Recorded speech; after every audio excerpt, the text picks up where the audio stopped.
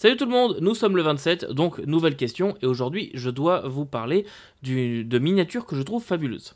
Alors des miniatures, j'en utilise pas beaucoup dans ma pratique de jeu de rôle, tout simplement parce que quand je joue à des jeux qui nécessitent des battle maps, en général je les fais en ligne, parce que je joue les 90% du temps en ligne, 95% du temps en ligne, et quand je joue en présentiel, c'est vrai que pour le moment j'ai pas vraiment eu l'occasion de jouer avec des miniatures. En fait, ça m'est même jamais arrivé de jouer avec des miniatures vraiment en physique. Soit c'est que des jetons, des choses comme ça. Mais quand je joue en présentiel, j'ai tendance à privilégier des jeux qui vont se jouer sans figurines, sans représentation physique. Donc des miniatures, j'en utilise pas beaucoup, mais par contre, j'ai la chance de voir une conjointe qui m'a offert une imprimante 3D il y a plusieurs années, et à partir de là, justement à la base pour faire du jeu de rôle, et à partir de là, comme j'aime bien peindre aussi, je me suis mis à imprimer des figurines et des choses pour peindre, donc je vais vous parler quand même de figurines, je suis quand même en capacité de vous en parler. Puisque j'ai aussi la chance d'avoir dans mes amis Cassandre, la Louve 3D, que vous avez pu voir sur l'héritage des tempêtes. Et la Louve 3D, c'est quelqu'un qui fait des figurines et donc qui les vend sur My Mini Factory notamment. Voilà, et vous pouvez donc acheter ces figurines pour vos parties de jeux de rôle. Et elle m'a fait l'honneur de me demander de lui écrire un scénario pour une de ses campagnes de financement participatif. Donc j'ai un attachement émotionnel avec les figurines de ce financement-là, puisque je les ai mis en scène. Techniquement, je les ai mis en scène dans un scénario Cypher System que vous pouvez retrouver aussi sur My Mini Factory. Je vous mettrai le lien en description. Mais voilà, forcément, comme je les ai vraiment beaucoup vus, ces créatures-là, je les ai jouées, je les ai imaginées, j'ai imaginé leur capacité, etc. Donc, forcément, ça crée un petit lien.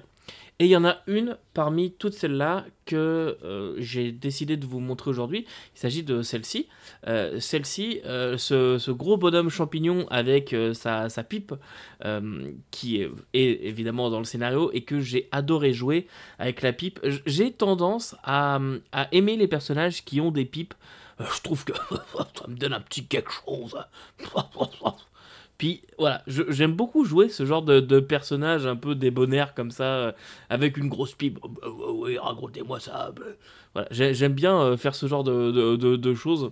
Et, euh, et donc j'aime beaucoup cette figurine de Russula, si vous voulez tout savoir. Je l'aime beaucoup, et dans le scénario il s'appelle Bolish. Voilà. Et à part les figurines de la Louve 3D, il y a aussi un autre projet figurinistique dans lequel je me suis lancé il y a déjà quelques temps. J'ai pas mis beaucoup de temps dessus malheureusement. Et je suis encore au stade de la peinture, il me reste beaucoup de choses à peindre dessus. Mais il s'agit de ceci, ce gros dinosaure que vous voyez là, que j'aime d'amour. Voilà, lui il a directement sa place dans Predation.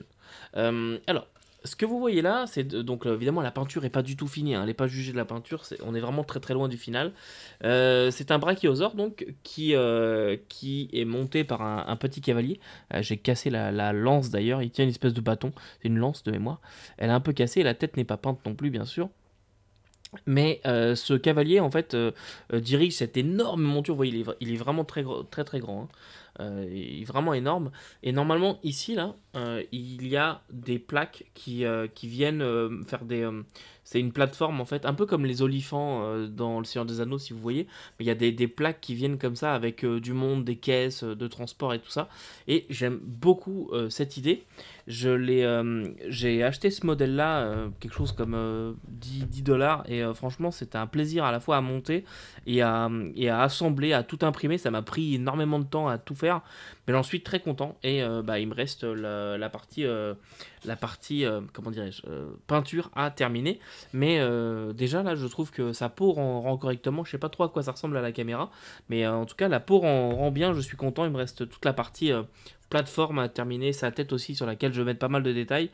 Donc voilà, j'en suis très content, et ce sont mes figurines coup de cœur pour la question numéro 27. Et nous nous retrouvons demain pour la question numéro 28. Je ne sais plus de quoi je dois vous parler, mais on verra bien demain. En attendant, n'oubliez pas que vous ne pouvez pas tout lire et tout faire jouer. Vous pouvez toujours imprimer ou jouer avec des figurines. Salut!